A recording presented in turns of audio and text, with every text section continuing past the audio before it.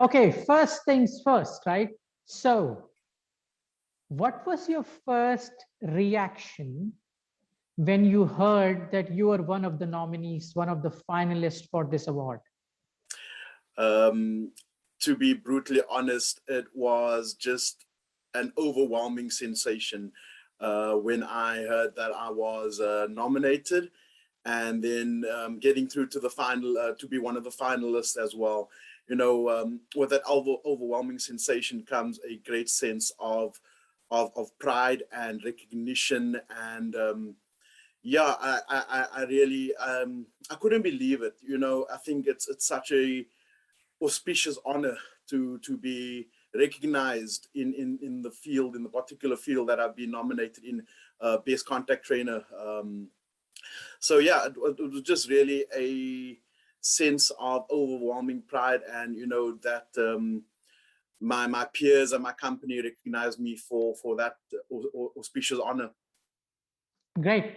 Thank you very much for that, right? So now when an employee comes on board of a company, they first interact with the HR generally, and then the next, and I believe the most pivotal thing that happens is they actually go into training, right? And training is so important, and what changed during the COVID times is the ways and the methods of training. So would you like to share anything that happened during COVID which was different from your regular training environment, etc., etc.? Please share Of your experience. of course, Dr. Khan, I think what happened during the COVID pandemic, albeit that it still has left lasting effects behind. The global footprint can't be denied. But I think if one takes into effect the buzzwords that were thrown around during COVID, the new ways of work or the new norm, I think for me that heralded a significant change in training, and particularly in the way I adapt training, to expedite the way, because training is an evolution. It's an evolutionary skill that we have to move with the times.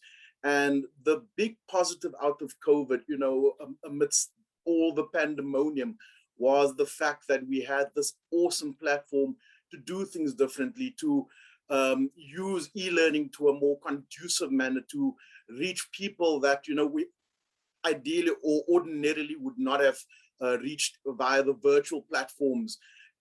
So micro learning, for argument's sake, where we could take bite-sized increments of learning and really turn it over to the learners to really take ownership and stock of their own learning, with myself and the training team, then just being part and parcel of that journey with them. So even though we weren't face to face no longer and we had to make do, it didn't mean that the learning interventions didn't stop.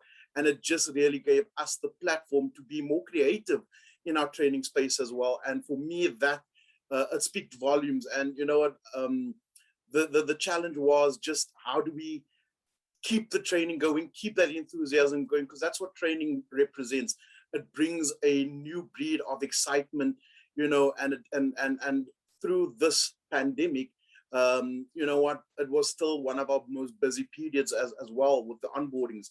So I was just very, very fortunate to be in the thick of things, and having a part to play in bringing that new ways of work, whether it was designing e-learning, whether it was putting together recommendations. So yeah, I was just really, really happy with that.